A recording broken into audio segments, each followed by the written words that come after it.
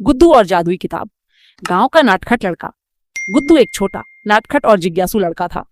वह अपने गांव में सबसे शरारती बच्चों में से एक था। उसे हर चीज के बारे में जानने की उत्सुकता थी। कभी वो नदी किनारे जाकर मछलियों को देखता, तो कभी पेड़ों पर जाकर पक्षियों के घोंसाले देखने की कोशिश करता। लेकिन उसकी सबसे बड़ी कमजोरी थी पढ़ाई से दूरी। जब भी उसकी माँ उसे पढ़ने के लिए कहती, वह बहाने बना देता। कभी कहता, माँ, मेरे सिर में दर्द है, तो कभी कहता मुझे भूख लगी है। गांव के शिक्षक भी उससे परेशान रहते। एक दिन उसकी माँ ने गुस्से में कहा, गुड्डू, अगर तुम नहीं पढ़ोगे तो बड़े होकर कुछ नहीं बन पाओगे। गुड्डू हंसाते हुए वे बोला, माँ, मैं तो बड़ा होकर राजा बनूंगा। राजा को पढ़ाई की क्या जरूरत। माँ मुस्कुराई और बोली, अगर राजा पढ़ा लिखा नहीं होगा तो उसका राज्य कैसे चलेगा। गुड्डू चुप हो गया, लेकिन उसने इस बात पर ज्यादा ध्यान नहीं दिया। गर्मियों की एक दोपहर गुड्डू और उसके दोस्त गांव के पास वाले जंगल में खेलने गए। वे पेड़ों के पीछे छिपते, पक्षियों की आवाजों की नकल करते और जंगल की खोजबीन करते।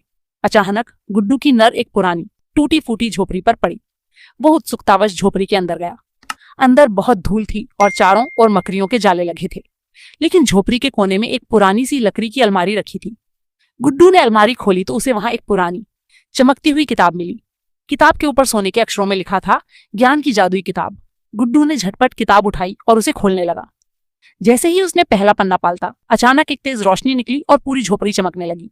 गुड्डू और उसके दोस्त डर गए और झोपड़ी से बाहर भाग गए। रात को गुड्डू ने किताब को फिर से खोलने की कोशिश की। इस बार कोई रोशनी नहीं निकली, लेकिन जैसे ही उसने पहला अध्याय पढ़ा, किताब खुद ब खुद बोलने लगी। नमस्ते गुड्डू, किताब ने कहा। गुड्डू घबरा गया और किताब बंद करने लगा, लेकिन किताब फिर से खुल गई और बोली, डरो मत, मैं एक जादुई किताब हूँ और तुम्हारी मदद के लिए आई हूँ। गुड्डू की आंखें चमक उठी। उसने उत्सुकता से पूछा, क्या तुम मुझे राजा बनने का तरीका सिखा सकती हो। किताब हंसकर बोली, अगर तुम सच में राजा बनना चाहते हो तो तुम्हें पढ़ाई करनी होगी।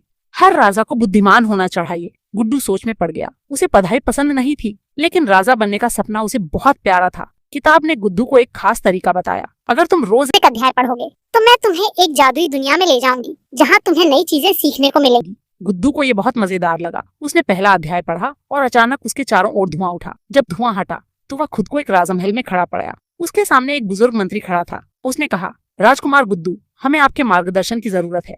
हमारे राज्य में पढ़ने की समस्या है।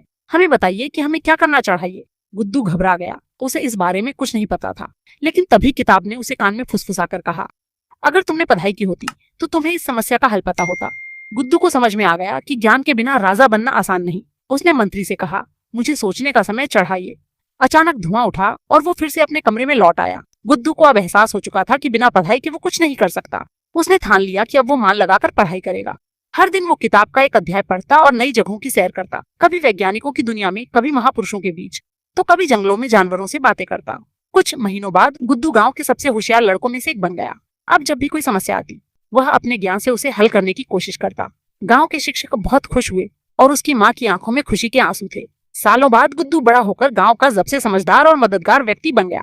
जब गांव के मुखिया को एक नया उत्तराधिकारी चुनना था, तो उन्होंने सभी गांव वालों से पूछा, हमें अपने गांव के लिए एक नेता चुनना है, कौन सबसे योग्य है।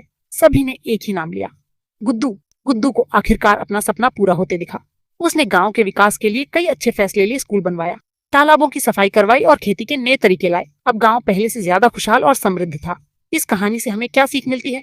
इस कहानी से हमें ये सीखने को मिलता है कि ज्ञान से बड़ा कोई जादू नहीं। अगर हम सीखने की आदत डालें तो हम अपने सपनों को पूरा कर सकते हैं। गुड्डू को ये बात देर से समझ आई, लेकिन जब समझ आई तो उसने अपने जीवन को पूरी तरह बदल दिया।